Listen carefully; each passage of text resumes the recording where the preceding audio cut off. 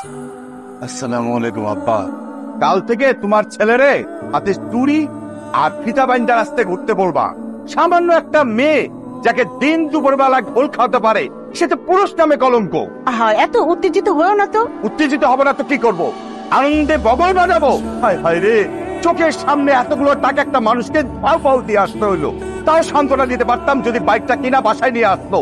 সান্ত্বনা দিতাম যে টাকা গেছে গেছে, কিন্তু বাইকটা তো বাসায় নিয়ে আসছে। আমার ছেলে একটা শখ পূরণ হইছে।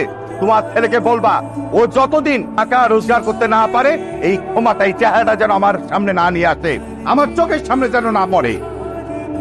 বাবা, মন খারাপ করিস না। জানিসই তো তোর আব্বার একটু রাগটা বেশি, কিন্তু একবার ভাবে দেখ, এই লোকটার যদি কিছু একটা হয়ে যায়, এই সংসারটার কি অবস্থা হবে চিন্তা করছিস?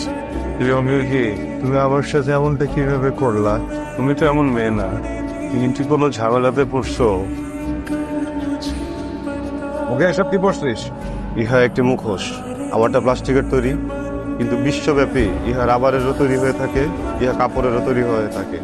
বিশেষত এটা বানানো হয় বাচ্চাদের জন্য। বাচ্চারা এটাতে খেলাধুলা করে, কিন্তু বড়রাও ব্যবহার করে। বড়রা মাঝে মধ্যে এটা পরে দুষ্টুমি করে, কেউ কেউ ডাকাতি করে, আবার কেউ হচ্ছে মানুষকে ভয় দেখায়। চুপ কর। এটা কোনো নাট্যশালা না, এটা একটা ভদ্রলোকের বাড়ি। আমি জানি এটা ভদ্রলোকের বাড়ি।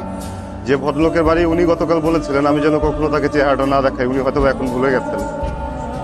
এটা খোল বাবা, খোল। এটা কেমন দেখাচ্ছে তোকে?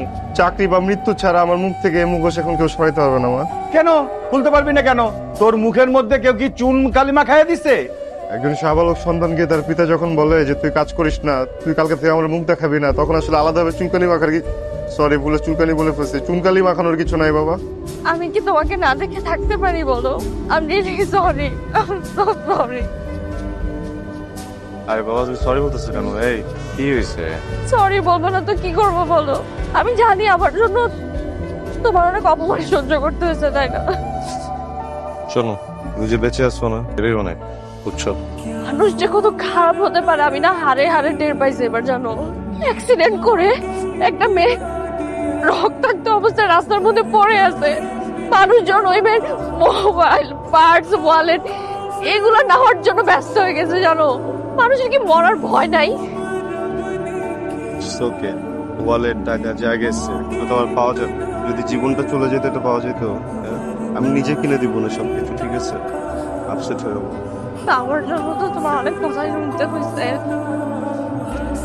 চাচ্চু স্কুটি কিনে দিবে, প্রয়োজন ওরা নাম দিবে, আসলে কি ওরা তোমার কথা জানতোই না? আমি তোমাকে বলছি, আমি তোমাকে একবার বলছি, টাকার কথা বলছি, স্কুটারের কথা বলছি, কেন বলতেছি এগুলো? হ্যাঁ, আমাকে তুমি বলো থেকে কেমন আছে? কেমন আছে দেখতেই তো পাচ্ছ। কাল সিটি স্ক্যানের রেজাল্ট পাবো, তারপর সবকিছুর ব্যাপারে বলতে পারবো। ব্যস্ত ব্যাপার, তুমি ঠিক হয়ে যাবে, কিচ্ছু হবে না।